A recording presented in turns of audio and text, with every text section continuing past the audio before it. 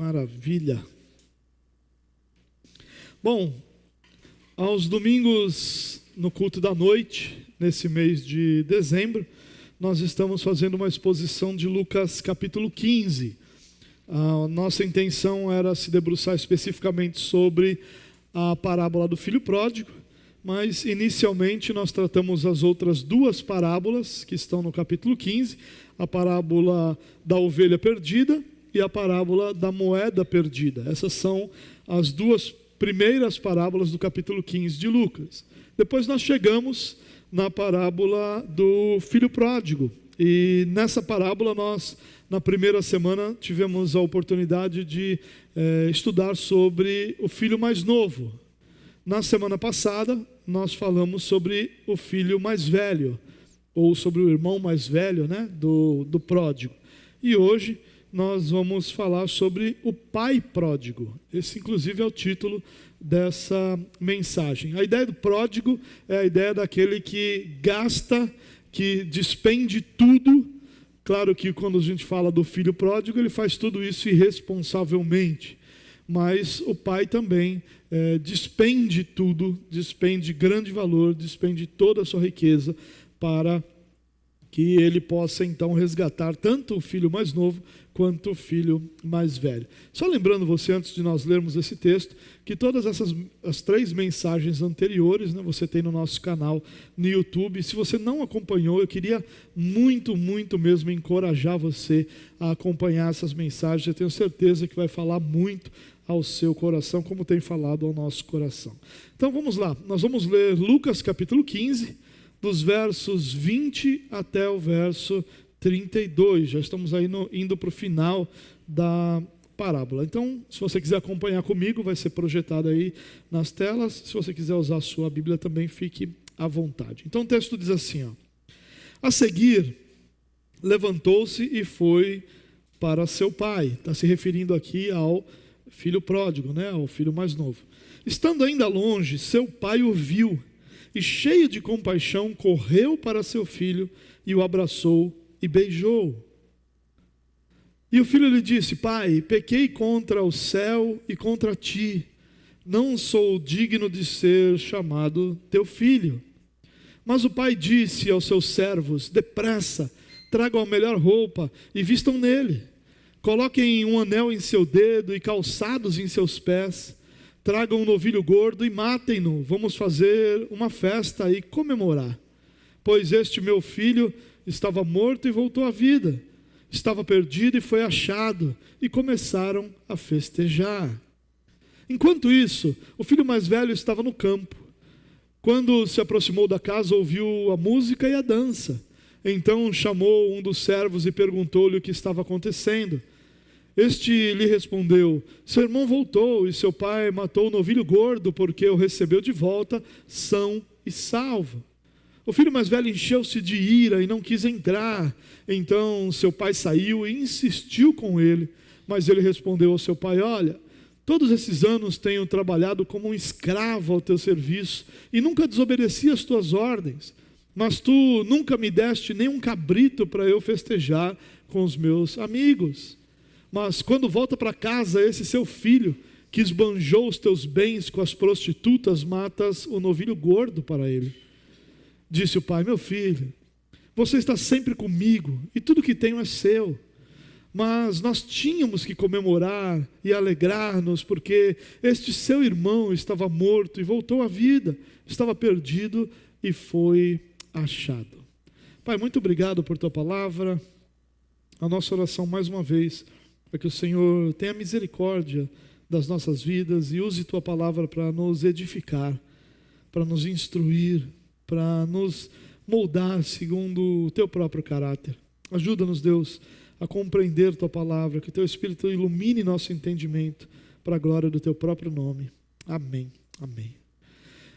Queridos, quando nós falamos nas duas últimas mensagens dos dois filhos que esse homem tinha, lembrando que essa parábola começa dizendo um homem tinha dois filhos, Então a parábola é sobre esse homem que tinha dois filhos. Claro que os seus dois filhos são personagens importantes, são personagens que remetem a nós ou à humanidade de uma forma mais ampla, mas o pai aqui é uma figura central dessa parábola também. E quando nós falamos tanto sobre o filho mais novo, quanto sobre o filho mais velho, a nossa proposta foi que ambos não conheciam o pai. E por não conhecerem o pai, é que eles então agiram como agiram. Nós vimos que o filho mais novo tinha em seu coração uma crescente e absurda insatisfação. Ele sonhava com voos mais altos, ele enxergava no pai um impedimento para a sua grandeza, para a sua liberdade, para que ele vivesse a plenitude que ele entendia que podia viver por esse mundo afora. E o filho mais velho, ele não tinha essa insatisfação de querer e desejar além do que ele vivia, mas ele tinha em seu coração também um ressentimento, uma mágoa, uma angústia muito profunda por não se sentir valorizado como ele entendia que deveria ser, por não se sentir exaltado como entendia que deveria ser. Perceba nas palavras dele que ele diz: eu trabalho como um escravo, eu nunca tive nenhum cabrito para comemorar, minha vida é trabalhar, tudo que o Senhor me dá, tudo que o Senhor cobra de mim, tudo que o Senhor me permite ser, é esse trabalhador sem descanso, sem parar, sem nada, e eu trabalho de uma forma tão intensa que eu não desobedeço uma das tuas ordens. Ou seja, no coração desse filho mais velho havia esse sentimento, esse ressentimento, essa mágoa pelo seu pai. Também isso é um certo tipo de insatisfação pela vida que ele tinha. Ambos tinham o seu coração insatisfeito, ambos tinham o seu coração magoado, ambos queriam outra vida, ou imaginavam que poderiam ter uma realidade melhor com outra vida. E nós dissemos então nas duas mensagens que a nossa percepção é que ambos não conheciam o pai.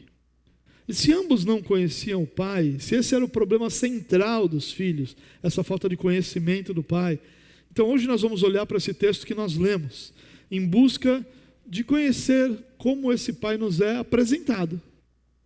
É claro que aqui, como uma parábola, nós temos um tema central, e o tema central aqui é o irmão mais velho, ou o filho mais velho, perdido dentro da casa do pai. E todos os outros temas, eles vão derivar desse tema central. E claro que, como a gente falou na primeira mensagem, não é inteligente, não é saudável interpretar uma parábola olhando minuciosamente cada um dos detalhes, porque muitos desses detalhes só estão ali para compor realmente a história, para que o tema central possa se sobressair. Mas, à medida que nós temos uma história sobre o filho mais novo, uma história sobre o filho mais velho, e nós temos esse pai que é a figura então central na história desses dois filhos, é claro que nós precisamos e podemos olhar para esse pai como ele nos é revelado aqui. Todas as características de Deus estão nesse pai? Claro que não, a história é uma história limitada, é uma história curta, é uma história focada ali nos dois perdidos. Porém, muitas características que esses filhos não conheciam no pai podem ser conhecidas por nós, para que nós não caiamos nem na tentação de uma vida insatisfeita com Cristo, imaginando que ela poderia ser melhor fora, nem uma vida ressentida, tendo ficado aqui dentro, mas achando que essa vida é infeliz e que é pouco e que não é agradável a realidade que nós vivemos, que é só de muito trabalho, muita dedicação e muita cobrança, e não há nenhum tipo de reconhecimento. Então, para ambos os problemas, nós temos uma solução, e a solução é a mesma, é conhecer o Pai. Eu já falei sobre isso. Alguns autores entendem que o conhecimento que nós temos do Pai é a realidade mais importante para determinar a nossa espiritualidade. Como nós conhecemos o Pai, determina como nós desenvolvemos e vivemos a nossa espiritualidade. Então, conhecer o Pai não é de forma alguma algo pequeno, ao contrário, é algo extremamente especial. Bom, eu separei algumas características aqui para ficar mais crente. Eu separei 7 características, né? para ficar com aquele número tão belo, né, que a gente gosta tanto. Mas não tem nenhuma razão para ter 7, simplesmente foram as características que eu enxerguei aqui nesse texto e que eu gostaria de compartilhar com você. Primeira característica que eu vejo do pai aqui, que eles até conheciam parcialmente, mas não conheciam profundamente, é que sim, o pai tem... Me ajuda aí, gente. Obrigado. Aê. Obrigado. O pai tem um padrão elevado, mas é sempre justo. Irmãos, isso aqui, talvez, de todas as características, essa é a que eles mais se aproximaram de conhecer. Eles entendiam que o pai tinha um padrão elevado. É claro que esse padrão elevado era visto por eles como um problema. Como para o filho mais novo era visto como um impeditivo. É aquele negócio, crente não pode fazer nada, a vida do crente é sem graça. Já percebeu pessoas falando assim?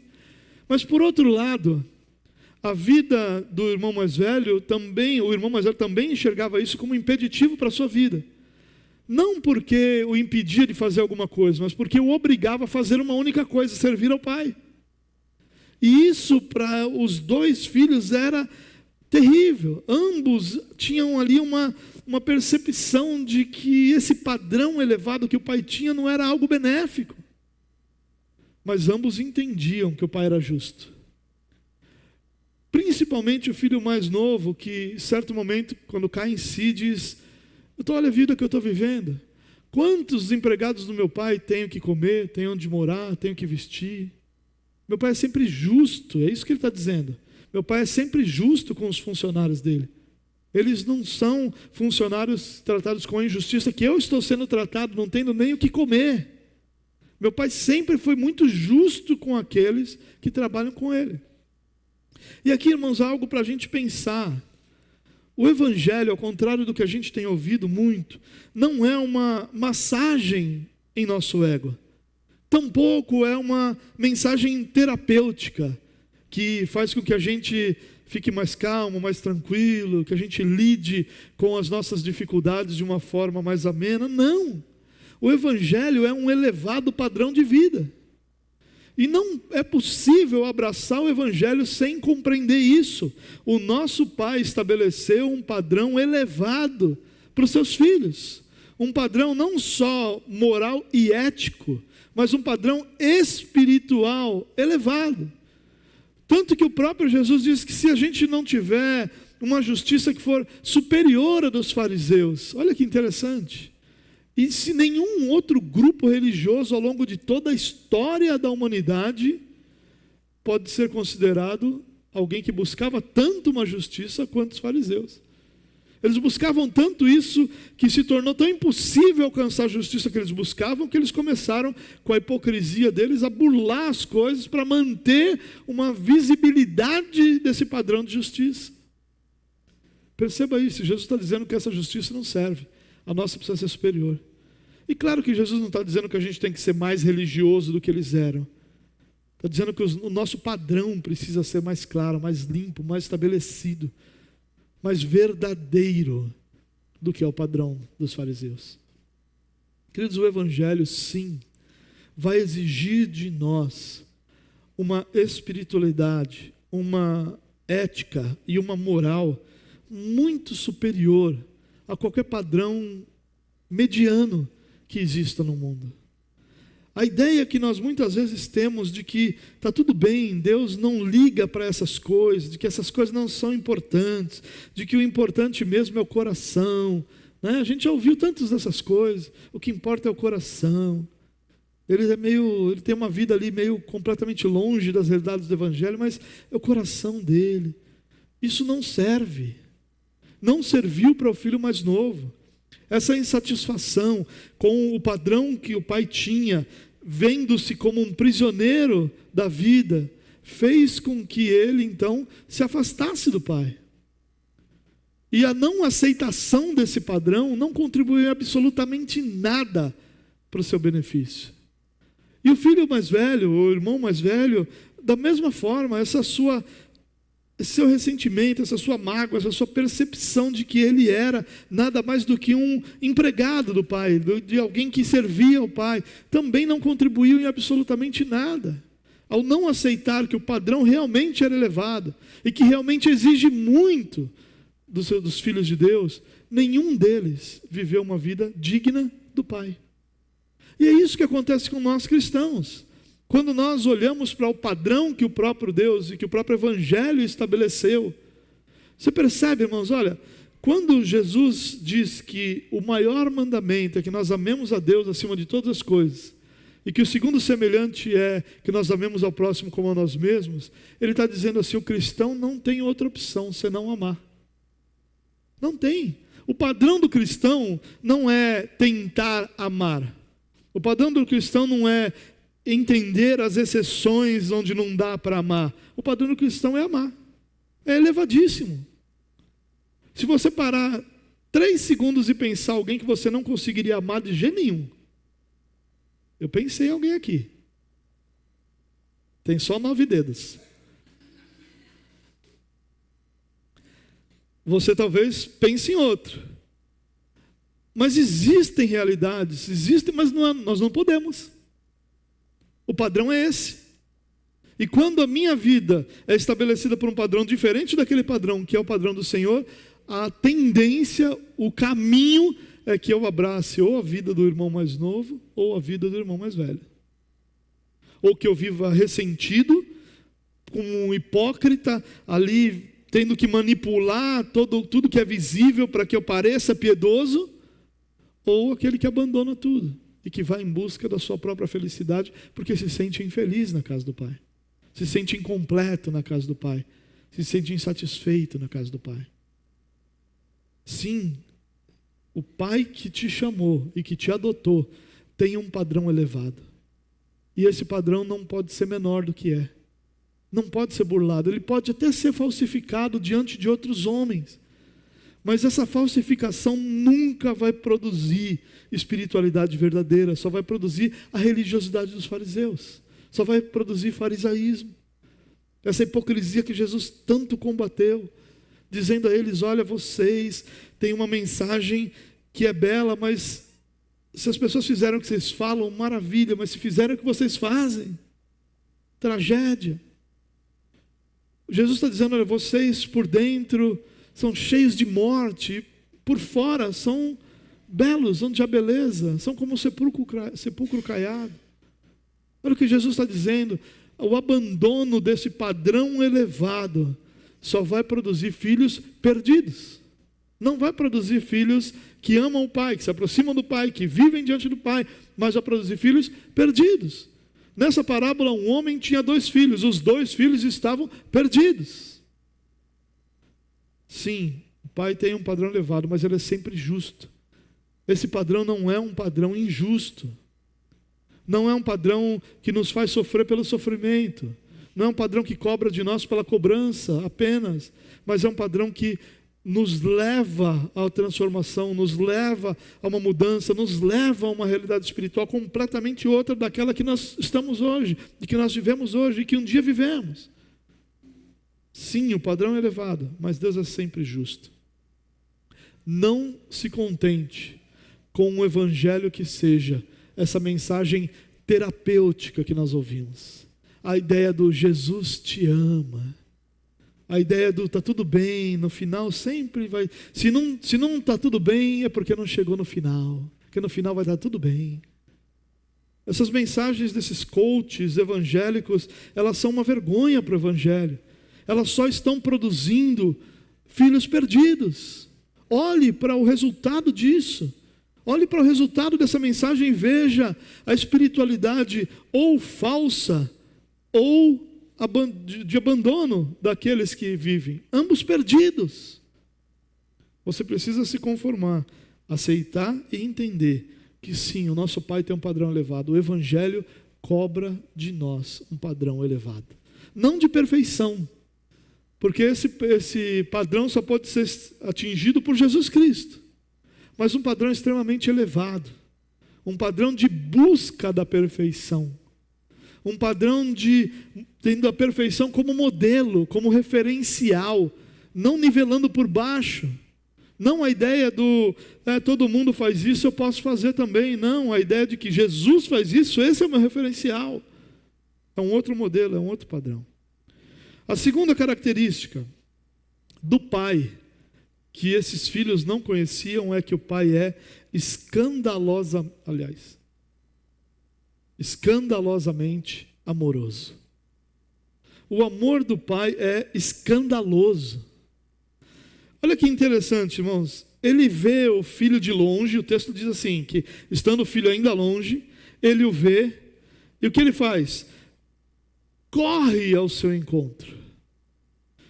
E sabe, talvez para nós isso seja, nos filmes que nós assistimos, teria aquela música, né, emocionante por trás, beleza, e talvez lágrimas escorressem dos olhos de quem estivesse assistindo aquela cena. Mas naquele momento, na cultura do Oriente Médio, o que o pai está fazendo é se colocando numa situação de vergonha. Todo o vilarejo a qual ele pertencia estava vendo essa vergonha. Por que era uma vergonha? Primeiro porque pessoas nobres, pessoas de posses, pessoas que eram donos de... não só um negócio, né? Porque não era só um negócio, mas homens como ele, que tinham rebanhos e que tinham pessoas a seu serviço, essas pessoas não corriam. Na cultura daquela época, o correr era um sinal de vergonha. Eles não corriam. Ao contrário, eles andavam de forma inclusive cadenciada, lenta, colocando ali toda uma postura para serem vistos como nobres. Era uma vergonha que o pai corresse. Era uma vergonha, inclusive, que o pai corresse em direção ao filho, sabendo todas aquelas pessoas sobre o que o filho fez. A expectativa era outra, era que o filho corresse, se prostrasse aos pés, beijasse os pés do pai em busca de perdão e em busca de misericórdia. A expectativa daquela época era que o filho viesse até a entrada da propriedade e por ali ele fosse deixado por alguns dias, demonstrando para todo o vilarejo a necessidade do arrependimento. Mas não.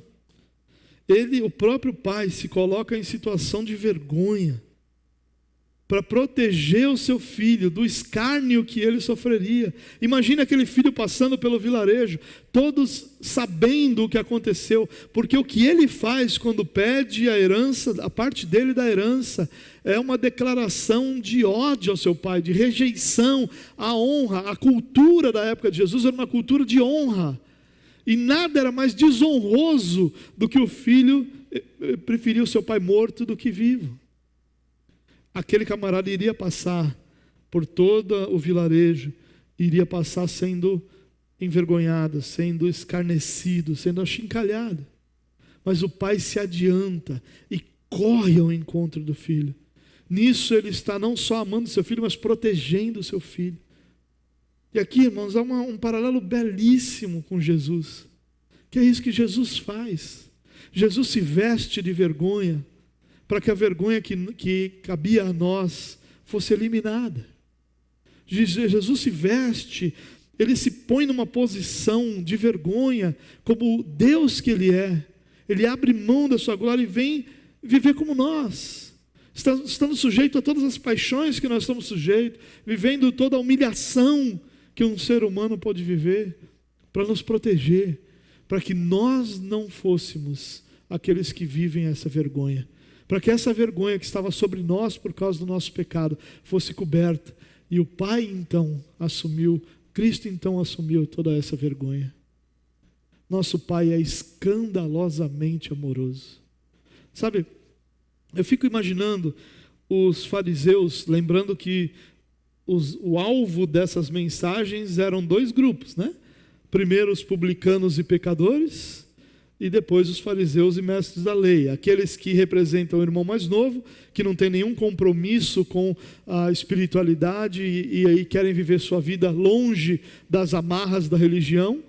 E por outro lado, o filho mais velho, aquele que é tão religioso que no fundo do seu coração se sente escravo. do seu Deus e não filho do seu Deus. Mas eu fico imaginando os fariseus ouvindo a parábola do filho pródigo.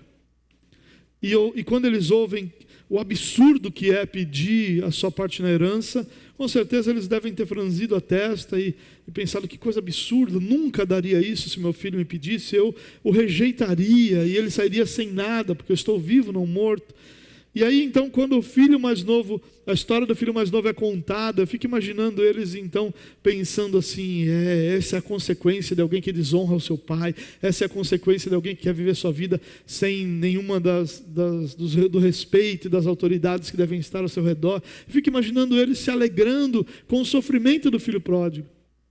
E que quando ele volta. Fica imaginando então os fariseus pensando: bom, esse discurso que ele está ensaiando demonstra o seu arrependimento. Agora o pai vai recebê-lo. Talvez, se o pai for muito misericordioso, o pai vai deixá-lo na porta da sua propriedade por vários dias, para que ele pense um pouco, para que ele seja um pouco envergonhado pela vergonha que fez. E depois disso, talvez ele conceda, como um dos seus empregados, um lugar para ele trabalhar, viver e comer. Quando Jesus diz que o pai sai correndo, eu fico imaginando a cara dos fariseus de espanto. O escândalo. O que o pai está fazendo é um escândalo. E essa palavra, poucas palavras combinam tão bem com o evangelho quanto escândalo. Porque é um escândalo para os religiosos. É um escândalo para aqueles que têm os seus padrões pré-estabelecidos e que colocaram Deus dentro de uma caixinha, como se Deus devesse agir, ser e amar dessa forma. E agora Deus, de forma escandalosa, envia seu Filho unigênito para que encarnado eu possa viver uma vida de humilhação, dor e angústia, como a vida de qualquer ser humano, em nosso favor, em nosso lugar. Vida essa que culmina com Ele se entregando sua própria vida em favor de nós. Escândalo. E é isso que os filhos não conheciam, que o nosso Pai é escandalosamente amoroso. Não tem problema que Cristo enfrentou a vergonha, porque enfrentando essa vergonha Ele nos protegeu de todo escárnio que estava sobre nós por causa do nosso pecado. A terceira característica desse pai que os filhos não conheciam é que o pai, além de escandalosamente amoroso, ele é extravagantemente perdoador. Nosso Deus é extravagante. E é extravagantemente perdoador. Seu filho deveria, como eu já disse, se ajoelhar e beijar seus pés. Assim faria um servo naquele momento. Mas é ele quem abraça e beija. E a palavra aqui usada para o abraçou e o beijou dá a ideia de que ele beijou continuamente, de que ele beijou muitas vezes. Ele então começa o seu discurso, ele interrompe o seu discurso, pedindo que o seu servo o atendesse e ajudasse e pudesse ali dar a ele roupa, anel, e a gente vai chegar lá, mas ele declara o perdão. Os fariseus devem ter se irado nesse momento. Se fosse um desenho animado, sabe aquele desenho animado que começa a sair fumaça, assim da cabeça, de raiva, que começa a pessoa a ficar vermelha e a fumaça sair. Eu imagino essa cena com os fariseus. Porque não é possível que Deus seja extravagantemente perdoador. E os religiosos, como eu já disse, têm dificuldade de conviver com a graça. Eles não conseguem conviver com a graça. Eles acham que tem que ter um sofrimentozinho ali para ter valido a pena, para merecer o sofrimento que eles merecem, para poderem merecer então a graça. Há ali alguma necessidade de que alguma coisa venha junto com a graça, porque a graça sozinha é insuportável. Para o religioso a graça é insuportável. Mas meu irmão, não conhece o Pai quem não sabe que Ele é extravagantemente perdoador. Imagine agora outra cena. Estou tentando aqui que nós imaginemos essa noite. Esse filho cuidava de porcos. Você já chegou perto de um chiqueiro? Chiqueiro de verdade. Eu sei que você pensou aí num certo estádio. Deus te repreenda. Você já chegou perto de um chiqueiro de animais, porcos de verdade? Aquilo é fétido, é fedido. E ele estava ali cuidando dos porcos, desejando comer da comida que os porcos estavam comendo, e não tinha. E então ele se põe a caminho de casa. Ele está fedido, desnutrido e andando há dias, totalmente empoeirado. A aparência desse jovem só pode ter sido reconhecida pelo pai. Ninguém mais reconheceria esse jovem. Ele não era mais aquele jovem belo e forte que saiu daquela propriedade. Agora ele já é um jovem enfraquecido, um jovem fedido, um jovem sujo. E esse pai, um homem nobre, um homem rico, e o texto demonstra que ele é rico, inclusive pelo fato de ter um novilho cevado, que só era um animal que só os ricos podiam cultivar. Mas esse nobre, ele não só passa a vergonha de levantar sua túnica até os joelhos e correr em direção ao seu filho, mas ele abraça o filho, e ele beija continuamente aquele filho, fedido, suado, magrelo, sujo.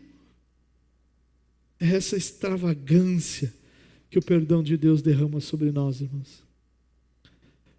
O jovem vinha com um discurso ensaiado. Nós não sabemos a que distância ele estava de casa. Se ele estava 1 dia, 2 ou 3, nós não sabemos, mas nós sabemos que ele veio ensaiando.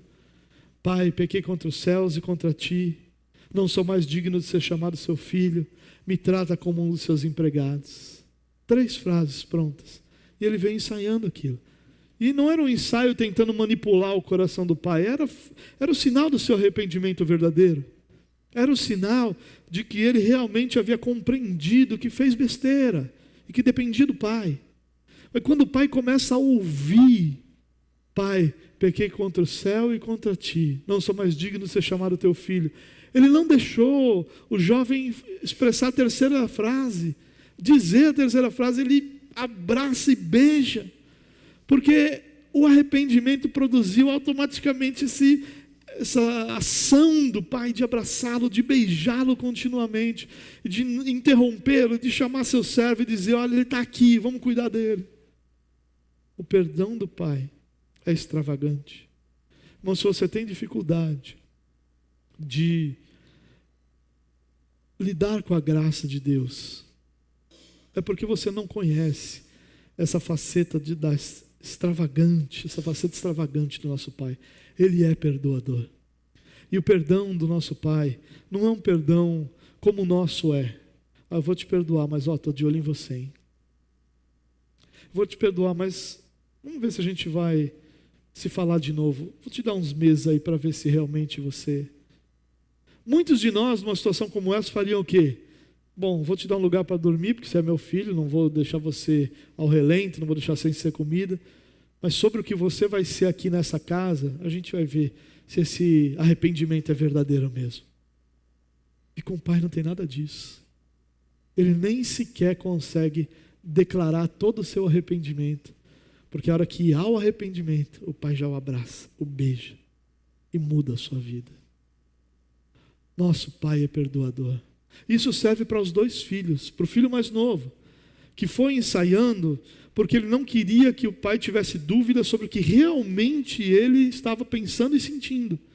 O que ele não queria ali era falar por causa da emoção, algo do coração, e que faltasse informações. Ele queria que as informações fossem completas. Ele queria que o pai soubesse o que estava no seu coração. Mas ele vai ensaiando.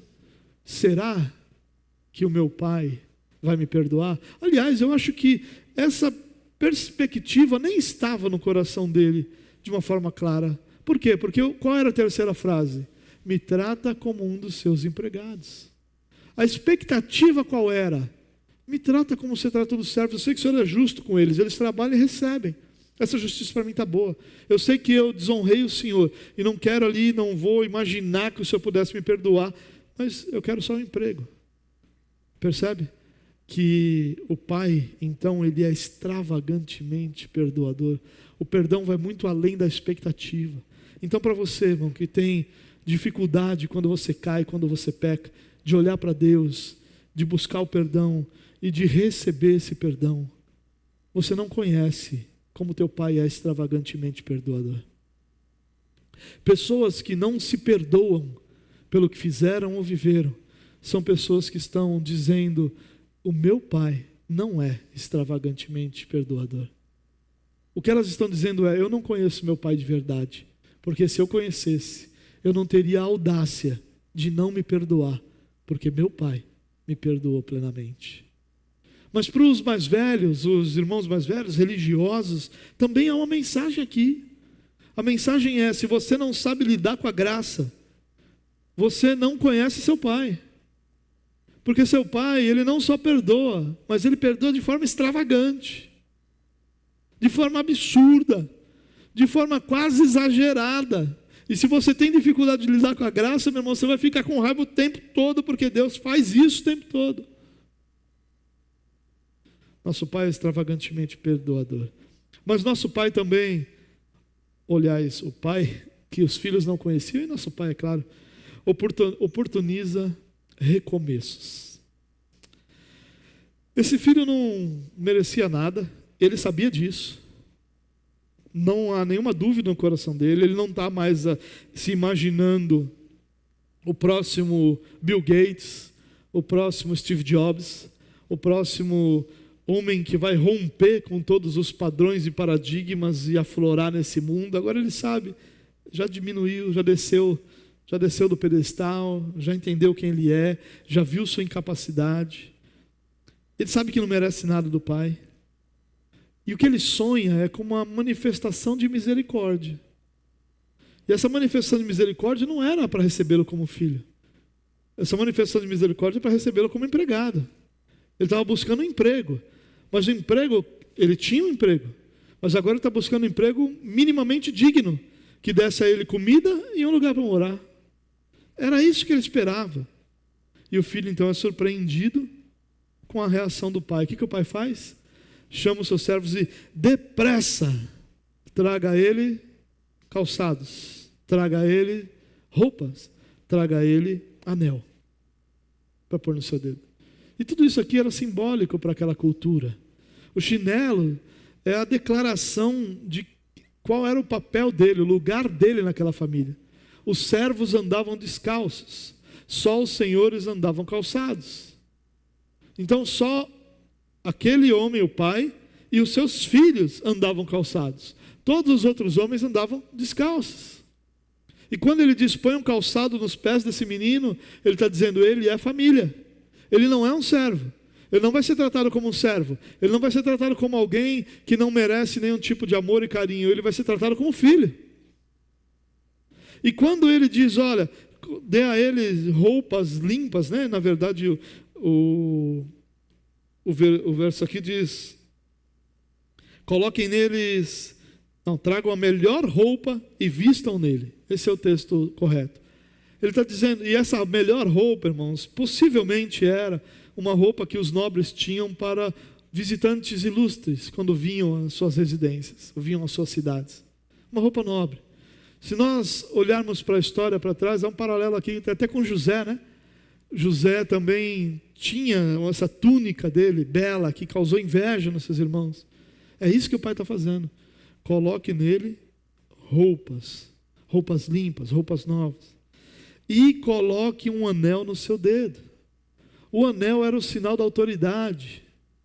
O anel permitia que ele falasse em nome da família, decidisse em nome da família, tivesse autoridade como alguém da família. O que o pai está fazendo ali? O pai está dizendo para o filho: olha, você se arrebentou, mas há arrependimento no seu coração, e quando há arrependimento no seu coração, há recomeço. Irmãos, é tão triste quando nós vemos cristãos que caem e que se indignam ou se espantam com a queda. Quando eu vejo um cristão que cai e diz: meu Deus, eu não sei como é que eu caí. Eu digo: como é que você não sabe que você caiu? Você esperava o quê? Permanecer em pé por todos os dias da sua vida, por sua própria força? Essa era a sua ilusão. A indignação deveria estar no seu coração em achar que você é capaz de caminhar de pé o tempo todo por sua própria força. Isso deveria causar indignação no seu coração. A queda deveria te trazer a realidade. E muitos cristãos, quando caem, simplesmente viram as costas e dizem: não, eu não sirvo para isso.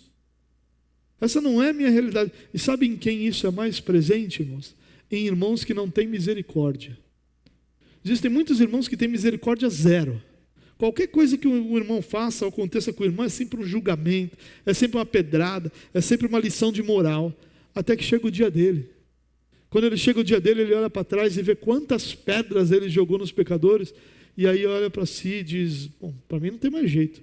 A vida inteira eu lancei pedra nos outros, imagina o que vão fazer comigo agora. Esse irmão mais velho normalmente faz isso.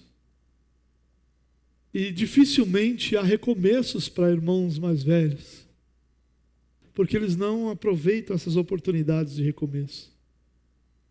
Mas o que nós aprendemos sobre o pai, que tanto o filho mais novo não conhecia, porque ele foi buscar emprego, e o filho mais velho não conhecia, porque ele permaneceu insistindo na sua ira e indignação, é que o nosso pai oportuniza recomeços para corações arrependidos.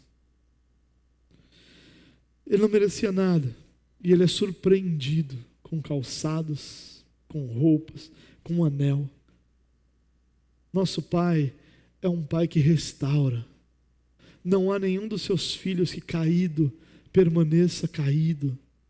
Deus é um pai que põe de pé cada um dos seus filhos no dia das suas quedas. Mas o nosso pai, além disso, também é um pai que é graciosamente generoso. Ele já está com um anel, já está com calçado, já está com roupa limpa. Está tudo bem. Vou agora dar uma volta pela cidade para que todo mundo veja que eu estou bem. Mas não. O pai continua dizendo: olha, coloquem um anel no seu dedo, calçados em seus pés. E ele diz: tragam um novilho gordo e matem-no. Vamos fazer uma festa e alegrar-nos. Irmão, eu acho impressionante como tem cristão que não entendeu isso aqui ainda. Não entendeu que vida cristã é vida de constante celebração. E preste atenção aqui, a celebração não é porque o filho voltou. A celebração não é porque o filho se arrependeu apenas. A celebração principal aqui é porque agora o pai tem seus filhos consigo. A celebração é sobre o pai. A celebração não é sobre os filhos. A celebração é sobre a generosidade do pai, sobre o amor do pai, sobre o perdão do pai, sobre o que o pai fez, sobre o que o pai faz, sobre a alegria do próprio pai. Vamos matar o novilho gordo, e algumas traduções falam de novilho cevado. Era um novilho que os homens ricos, e por isso nós sabemos que esse homem era rico, mantinha. É um animal que era criado basicamente à base de cereais. Ele era utilizado num momento único, num momento especial. O fato daquele homem ter aquele novilho provavelmente indica que havia uma expectativa de que alguém muito nobre viesse visitá-lo ali para frente, em meses na sequência. Alguns estudiosos dizem que esse novilho normalmente tinha no máximo entre 5 e 6 meses. Um animal não é novilho para sempre, ele se torna adulto. Então, ele estava ali na expectativa de que um nobre viesse. E ele entendeu que a presença do filho ali, a volta do filho, era um momento muito mais especial, muito mais pleno, muito mais único do que qualquer nobre que pudesse vir à sua casa. E ele abriu mão daquele novilho para aquela outra oportunidade que aconteceria para celebrar a volta do seu filho. Ele é graciosamente generoso. A graça de Deus, irmãos, não é, e isso a gente tem dificuldade às vezes de entender, não é só o favor que eu não mereço. Vai muito além disso. É o favor que eu não mereço, dado de forma generosa a inimigos meus. São inimigos de Deus, que estão não só recebendo o perdão, mas um perdão, uma graça muito mais abundante, que leva além do perdão. Não é só aquela ideia, e nós temos muito essa ideia: eu perdoo, mas não quero relacionamento. Essa é a nossa limitação. É o que a gente consegue fazer. O pai não é assim. O perdão do pai não é um perdão de eu te perdoo, no sentido de que eu não quero ter essa responsabilidade de não ter te perdoado. Não é sobre você, é sobre mim. Então eu mantenho o controle, mas não quero relacionamento, porque para eu ter o relacionamento eu vou ter que me abrir. E eu não quero me abrir de novo, porque eu quero manter o controle. E o que ele está mostrando aqui é que a graça de Deus, ela é generosa. Ela vai além disso. Ela perdoa e adota. Imagina. Deus adotou aqueles que foram responsáveis pela morte do seu filho. É uma graça generosa demais. Ele faz uma festa. O crente tem que fazer churrasco. E não dá para fazer churrasco, só se for dia 100. E olha lá. Mas esse é outro assunto. Mas ele faz uma festa, um churrasco. Meu Deus, imagina aquele novilho, aquela carne molinha, aquela picanha. Aleluia. Quem é que não celebrou aquilo naquele dia? E a festa que ele faz, não era a festa assim, o pai, a mãe, que não é mencionado nenhuma vez, mas ela existia certamente, e os 2 filhos. Não, as festas de homens nobres com novilho gordo convidavam todo o vilarejo. O vilarejo inteiro era convidado para aquelas festas. Então o vilarejo inteiro estava lá compartilhando da alegria do pai. Quando eu falei das outras 2 parábolas, da moeda perdida e da ovelha perdida, eu disse que a alegria por encontrar a ovelha e por encontrar a moeda beira o desproporcional, beira o insano. É uma alegria grande demais. A mulher achou a moeda e fez uma festa com suas amigas. O camarada achou a ovelha e fez uma festa com seus amigos e vizinhos. Uma festa. E aqui é uma festa. O nosso Pai é graciosamente generoso, irmãos. O que Deus fez na sua vida não é aquele momento apenas, é também, mas não é aquele momento apenas solene, onde no céu o seu nome está escrito no livro da vida. A festa. Nosso Deus celebra seus filhos, celebra quando seus filhos se arrependem, celebra a restauração. Perceba que o filho não fez nada aqui, absolutamente nada para que merecesse tal celebração, mas o Pai celebra o arrependimento. E nosso Pai celebra o arrependimento que Ele mesmo produz em nosso coração. Nosso Pai também é reconciliador. Nós vivemos numa geração que acha que Deus tem filhos prediletos. Tem muito crente que acha que é filho predileto de Deus. Porque, sei lá, eu gosto mais do que Deus fez disso, eu gosto mais daquela música, eu gosto mais daquele estilo, eu gosto mais daquele pregador, eu gosto mais dessa teologia daquela, então eu devo ser mais querido, porque olha quanta perfeição há em mim, eu sou presbiteriano. É claro que os presbiterianos chegam no céu primeiro. A favela no céu não é para os presbiterianos, a gente vai estar no condomínio fechado de frente ali para a nuvem celestial do trono, né? E os outros? Os outros vão estar lá, no morro lá do céu, né? Nós não. Que isso? Olha a nossa teologia, olha a nossa tradição. A gente está falando de Calvino, gente. Não é de David Leonardo. É Calvino. Você quer comparar? Claro que a gente vai estar num lugar melhor. É claro que a gente não tem coragem de falar isso, mas beira muitas vezes isso. E às vezes não é nem por nossa teologia ou denominação. Às vezes é por nossa própria conduta. Eu sou o filho que nunca desobedeceu uma das tuas ordens. É isso que o filho mais velho está dizendo aqui. Nunca. E aí nós achamos que então Deus tem filhos prediletos. E nós aprendemos que Deus não tem filhos prediletos. Mas Ele vai em busca de todos os seus filhos, para que todos os seus filhos vivam bem diante dEle. Perceba que quando o pai vê o filho mais novo, ele corre ao seu encontro. Mas quando o filho mais velho se ira e fica do lado de fora da propriedade, não entra na festa, o pai também sai para ir ao encontro do filho mais velho. E o pai é reconciliador. O pai luta com todas as suas forças ali, o pai da parábola, para que ambos pudessem estar diante dele. Porque a alegria do pai não era maior pelo pródigo ter voltado do que era por ter o filho mais velho com ele. Não é.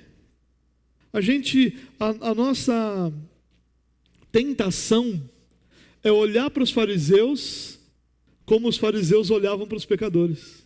Essa é a nossa tentação. A gente olha os fariseus e diz: esses religiosos hipócritas. Nós não somos assim.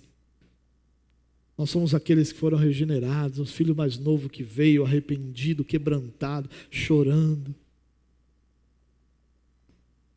Esses fariseus religiosos miseráveis. Essa é a nossa tentação.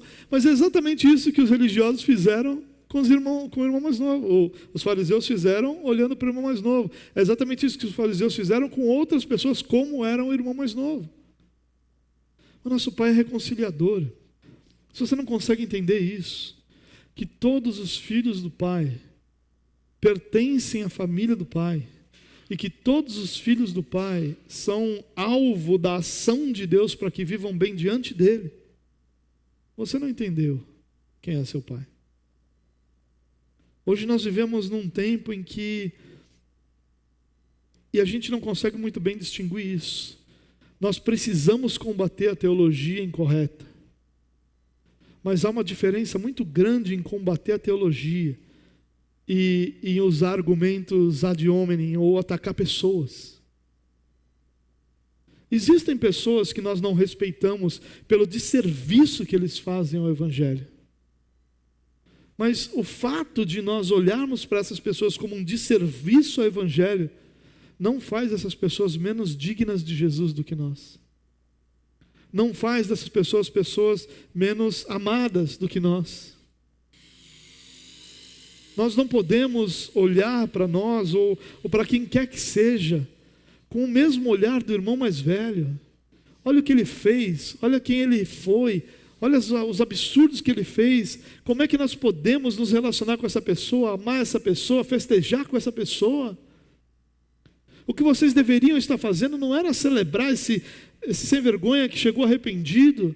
Vocês deveriam celebrar, era a minha nobreza, era a minha grandeza, era o fato de eu nunca ter saído daqui, de eu sempre ter estado aqui, sempre dedicado, sempre servindo, me gastando aqui, sem desobedecer ao Senhor. É isso que tinha que estar sendo celebrado.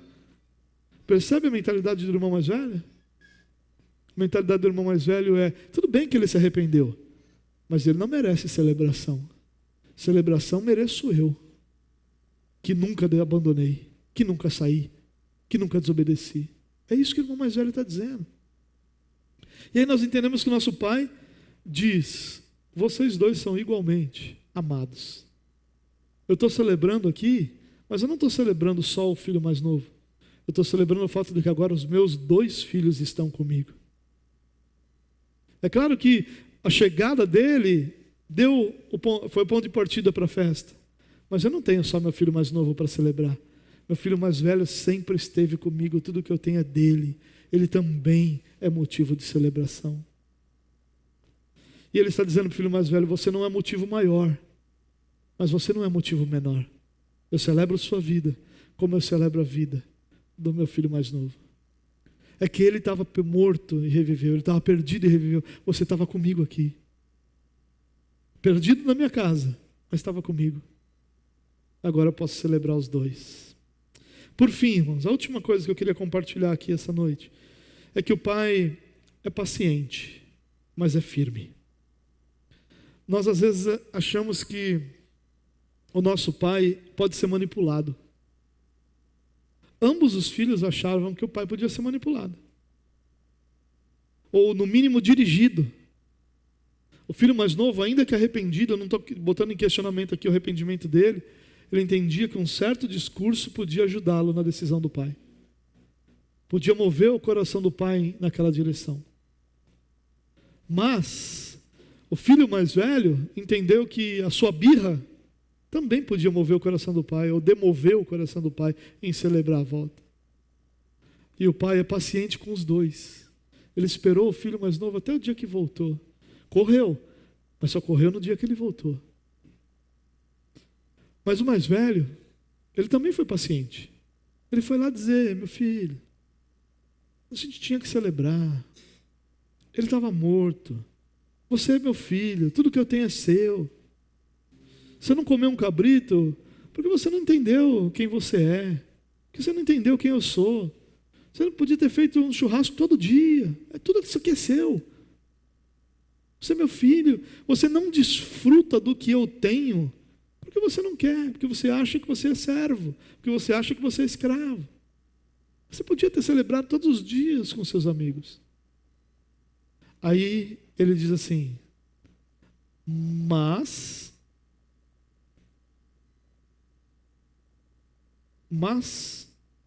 quando volta para casa este teu filho, e aí é o filho mais velho dizendo, tu matas um novilho gordo. E aí o pai diz assim: meu filho, você está sempre comigo, tudo que eu tenho é seu, mas nós tínhamos que celebrar a volta desse seu irmão e alegrar-nos, porque ele estava morto e voltou à vida, estava perdido e foi achado. Ele teve toda a paciência, mas ele diz: nós tínhamos. Nós não poderíamos fazer outra coisa. Ele não menospreza então o sentimento do filho mais velho, mas ele é firme em estabelecer os seus motivos. Não tem subjetividade, irmãos, nos valores eternos do Pai. Não tem subjetividade. Não tem aquilo que a gente sempre gosta de fazer aqui no Brasil, encontrar uma maneira de dobrar, não vou nem falar de burlar, mas de dobrar ao nosso favor aquilo que está estabelecido. E isso não funciona com o Pai. O fato de você chegar diante do Pai e dizer: Senhor, eu sou um dizimista fiel, há tantos anos eu contribuo, e o Senhor não tem feito nada por mim, olha para mim, não vai mover o coração do Pai. Não vai. Porque o que Deus não rejeita é um coração quebrantado, um coração contrito. Não é um coração orgulhoso, meritório. O filho tentou convencer o pai a não celebrar, o filho mais velho tentou convencer o pai a não celebrar o filho mais novo, mostrando para o pai que ele era melhor que o mais novo. Mostrando para o pai os motivos que ele tinha para ser ouvido. Ele está dizendo para o pai: eu tenho autoridade para falar o que eu vou falar, porque olha quem eu sou, eu não desobedeço, eu trabalho como um escravo, eu estou aqui todos os dias. E o pai diz: não, filho, tudo isso é verdade. Você tem tudo, é tudo seu. Mas nós tínhamos que celebrar. Não tem subjetividade, irmão. Não dá para você abrir espaço onde a palavra de Deus já estabeleceu a verdade. Ao contrário, os valores eternos do Pai são claros e devem fazer parte da vida dos seus filhos sempre. Quando nós estamos felizes e quando nós estamos tristes, quando estamos irados e quando estamos sendo perdoados. Sempre é esse o que Deus estabeleceu. Seus valores fazem parte da vida dos seus filhos sempre. A revolta do filho mais velho não leva o pai a abrir mão dos valores. Não leva o pai. Ao contrário disso, faz o pai com paciência, porém firmeza, dizer: filho, você está assim porque você não entendeu a razão de nós fazermos isso. E a razão é essa: teu irmão, o filho mais velho diz: esse seu filho. Mas o pai diz: o teu irmão estava morto e reviveu, estava perdido e foi achado. O que nós poderíamos fazer diante dessa verdade? Não tem outra coisa. Precisávamos celebrar. Está claro, está estabelecido. Não há manipulação nos valores do reino de Deus, para a glória do próprio Deus. Eu quero encerrar dizendo algo interessante. Essa história, ela não tem um desfecho. Essa história para mim é problemática. Se eu estivesse lá, eu teria perguntado: Jesus, mas e aí, como é que acabou aí? O que aconteceu? O filho mais velho entrou na festa ou não? O filho mais velho entendeu que tinha que celebrar ou não? Foi lá dar um abraço do irmão mais novo ou não? Não, eu não consigo dormir sem falar isso. Eu preciso saber. Mas a gente não sabe.